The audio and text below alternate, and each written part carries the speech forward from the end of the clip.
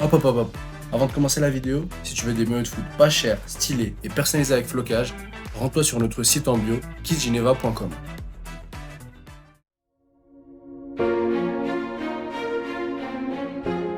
Ils étaient 6e de Ligue 1, qualifiés pour l'Europe, et pourtant aujourd'hui, l'Olympique Lyonnais risque la Ligue 2. Que s'est-il passé?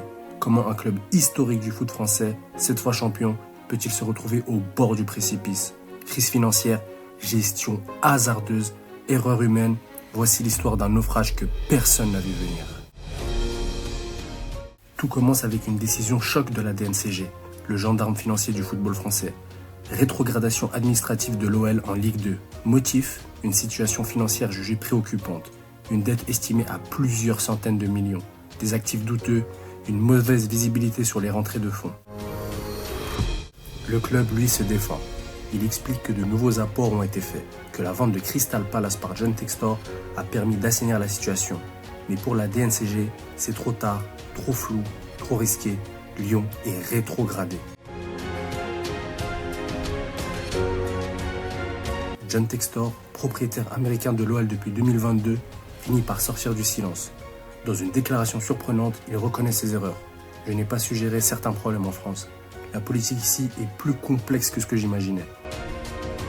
Il annonce aussi prendre du recul, laissant la gestion quotidienne à son équipe, mais il reste propriétaire. Et il promet de tout faire pour que le club reste en Ligue 1. Mais l'affaire de l'Olympique Lyonnais dépasse même le football français. Textor possédait aussi des parts dans Crystal Palace, un club qualifié pour l'Europe. Problème, la réglementation de l'UEFA interdit à deux clubs d'un même propriétaire de participer à la même compétition. Le résultat, Textor vend ses parts de Palace, un sacrifice stratégique ou forcé, mais qui prouve à quel point la gestion multiclub peut vite se transformer en cauchemar. Et sur le terrain, l'ambiance est tendue. Des joueurs comme Thiago Almada, Tanner Tessman ou encore Matt Turner s'étaient engagés en pensant jouer en Ligue 1. Ils se retrouvent potentiellement en Ligue 2. Le mercato est à l'arrêt. Personne ne veut venir, certains veulent déjà partir, et les supporters, eux, n'ont plus que leur banderole pour se faire entendre. Même Lacazette a des rumeurs de départ. Devant le Groupama Stadium, la tension monte. Certains demandent la démission de Textor, d'autres, plus ironiques, lancent une pétition pour qu'il reprenne Saint-Étienne. Un symbole, l'homme qui se promettait de venir à Lyon et de le ramener au sommet est devenu en quelques mois l'ennemi public numéro 1. Et maintenant, que va-t-il se passer? Le club a fait appel. Ils espèrent que le passage devant la commission d'appel de la DNCG changera tout. Mais rien n'est sûr. S'il reste en Ligue 2, les conséquences seront énormes. Pertes financières, sponsors qui fuient, départ de cadres, chute sportive et institutionnelle. Si l'appel est accepté, ce sera un miracle. Mais même en Ligue 1, l'OL devra se reconstruire. Et cette fois, ils n'auront plus le droit à l'erreur.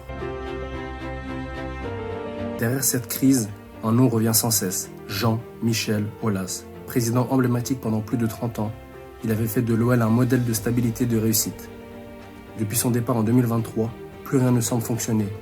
Les supporters parlent de trahison. Certains regrettent de ne pas l'avoir soutenu face à Textor. D'autres estiment qu'il est aussi responsable d'avoir vendu à un homme sans vision claire du football français.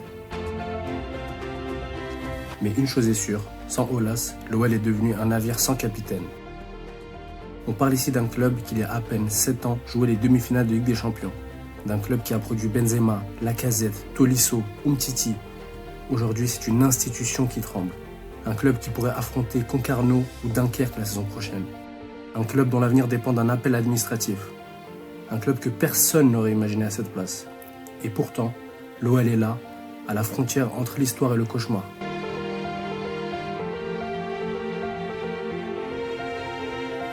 L'Olympique Lyonnais est à un tournant de son histoire.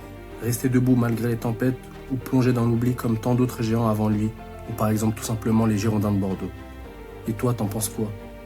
Est-ce que l'OL peut se relever ou est-ce que c'est la fin d'une époque? Dis-le nous en commentaire.